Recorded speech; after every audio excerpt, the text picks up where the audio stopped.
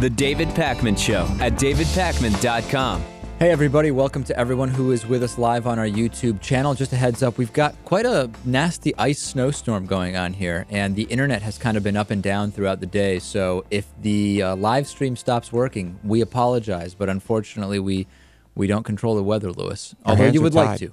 Yeah, well, we'll get there. A lot of stuff to talk about. Hi to everyone from the We Survive Bush, You'll Survive Obama Facebook page and the I Love It When I Wake Up in the Morning and Barack Obama is President Facebook page. Check those out.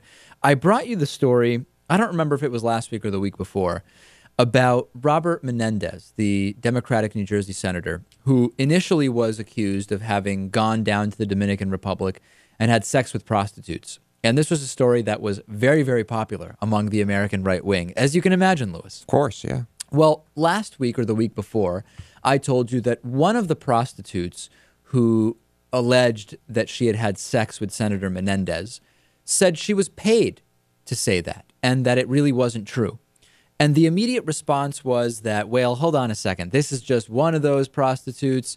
There's other prostitutes who have not said anything of the sort.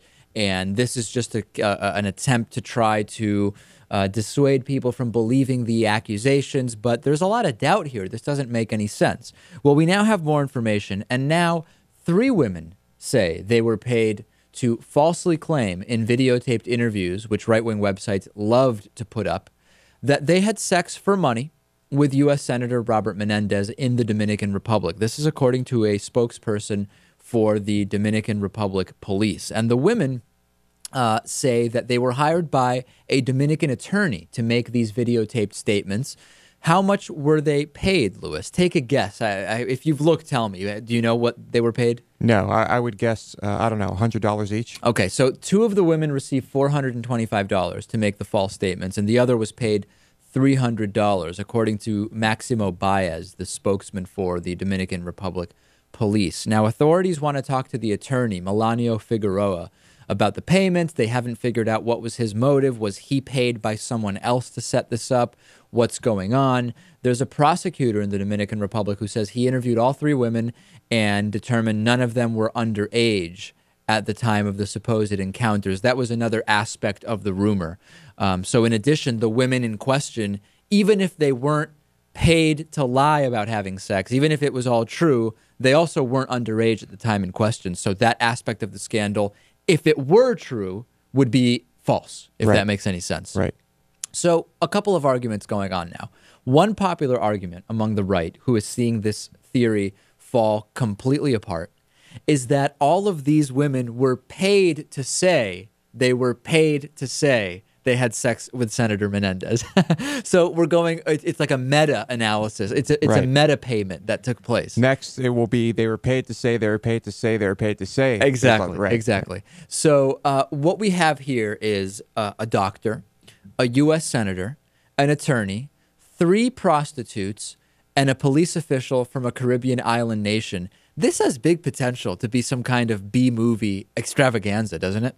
I don't know. I guess it depends on if the sex scenes are in there. Oh, wait, they might not have happened. We seem to have forgotten, Natan, seriously, that innocent until proven guilty is a thing, and we may have a lot of people owing apologies here, don't you think?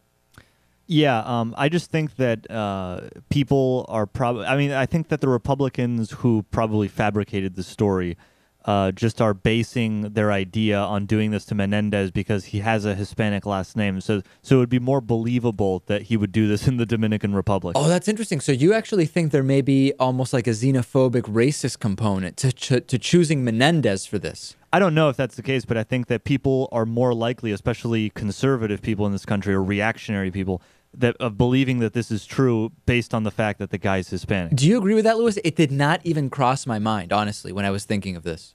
Yeah, I think, no doubt, some people are probably more likely to believe it because, oh, well, here's a Hispanic guy going to a Hispanic nation and doing these crazy things. They must all do that. I don't know.